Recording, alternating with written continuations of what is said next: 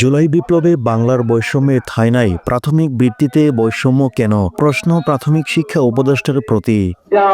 প্রাথমিক বৃত্তি পরীক্ষা 2025-এ কিন্ডারগার্টেন শিক্ষার্থীদের অন্তর্ভুক্ত করার দাবিতে মুন্সিগঞ্জে মানববন্ধন অনুষ্ঠিত হয়। সকাল 11টা 30 সময় মুন্সিগঞ্জ প্রেস ক্লাবের সামনে এই মানববন্ধনের আয়োজন করে মুন্সিগঞ্জ জেলা কিন্ডারগার্টেন অ্যাসোসিয়েশন ঐক্য পরিষদ। মানববন্ধনে বক্তারা বলেন, সরকার যখন সবার জন্য সমান শিক্ষা অধিকার নিশ্চিত করার কথা বলছে, তবে তখন কেন কিন্ডারগার্টেনের শিক্ষার্থীরা প্রাথমিক বৃত্তি পরীক্ষার বাইরে থাকবে?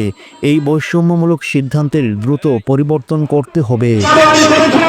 এতে উপস্থিত ছিলেন সংগঠনের উপদেষ্টা অধ্যাপক জহিরুল ইসলাম, সভাপতি আখতার হোসেন, সাধারণ সম্পাদক SM ফাহিম ইসলাম এবং যুগ্ম সাধারণ সম্পাদক মোহাম্মদ মনিরুজ্জামান মনির।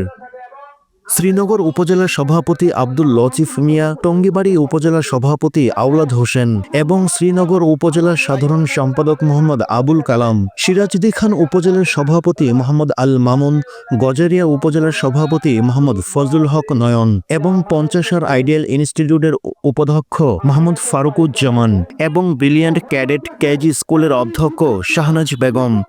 এছাড়াও বক্তব্য দেন সিরাজদি খানের অ্যাডভোকেট মেহেদি হাসান আরজু ও মোহাম্মদ হেদায়েতুল্লাহ। সঞ্চালনায় রেড জোন আইডিয়াল স্কুলের অধ্যক্ষ উজ্জ্বল আহমেদ। এ সময় বক্তারা আরও বলেন, একই বয়সী শিক্ষার্থীরা এক পাঠ্যসূচিতে পড়ালেখা করলেও কেন কেবল সরকারি প্রাথমিক বিদ্যালয়ের শিক্ষার্থীদের বৃত্তি পরীক্ষার সুযোগ দেওয়া হবে? কিন্ডারগার্টেনের শিক্ষার্থীদেরও এই পরীক্ষায় অংশগ্রহণের সমান অধিকার নিশ্চিত করার দাবি করেন তারা।